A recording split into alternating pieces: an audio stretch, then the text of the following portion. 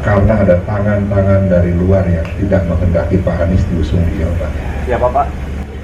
Ya Mulyono dan geng. Ya tulis saja Mulyono.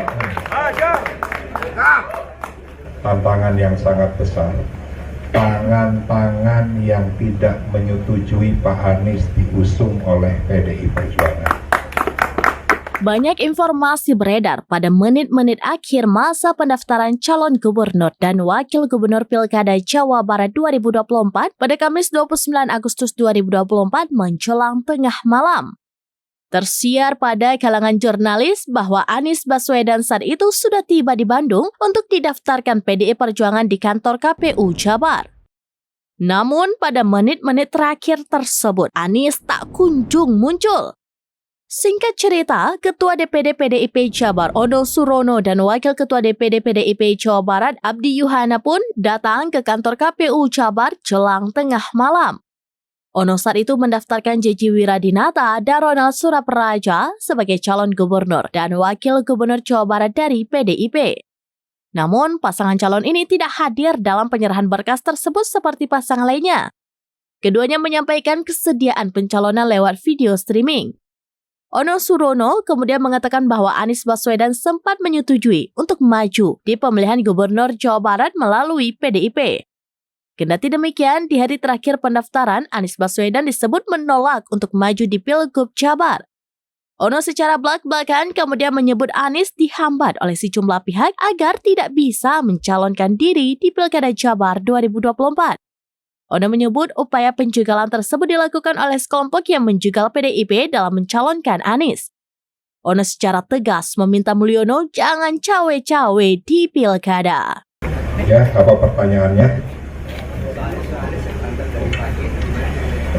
Oke, dari Anies ini memang menjadi opsi bagi PD Perjuangan dan kita melakukan komunikasi dengan Pak Anies itu dari kemarin dan mengerucut itu di sore hari. Dan kenapa gagal? Kita menghadapi sebuah tantangan yang sangat besar, tangan-tangan yang tidak menyetujui Pak Anies diusung oleh PDI Perjuangan.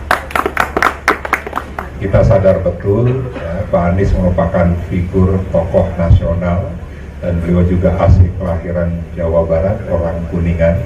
Dan beliau mempunyai track record yang sangat bagus bagaimana membangun Jakarta. Sehingga kami yakin betul bahwa Pak Anies itu adalah sosok pemimpin yang bisa menyelesaikan segala permasalahan di Jawa Barat. Tapi kekuatan yang sangat besar itu yang pada akhirnya Pak Anies tidak jadi diusung oleh PDI Perjuangan.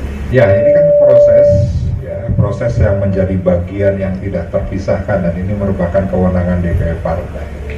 Kami di Jawa Barat tentunya sangat mempunyai keinginan Pak Anies diusung di Jawa Barat setelah beliau tidak jadi diusung di DKI. Ya, kami tidak tahu secara persis proses yang dilakukan oleh DPP Partai dan Ibu Ketua Umum, tapi kami menilai bahwa yang sudah mengerucut pada akhirnya bubar itu karena ada tangan-tangan dari luar yang tidak menghendaki Pak Anies diusung di Jawa Barat. Siapa Pak? Ya Mulyono dan geng. Ya tulis saja Mulyono. Download Tribun X sekarang, menghadirkan lokal menjadi Indonesia.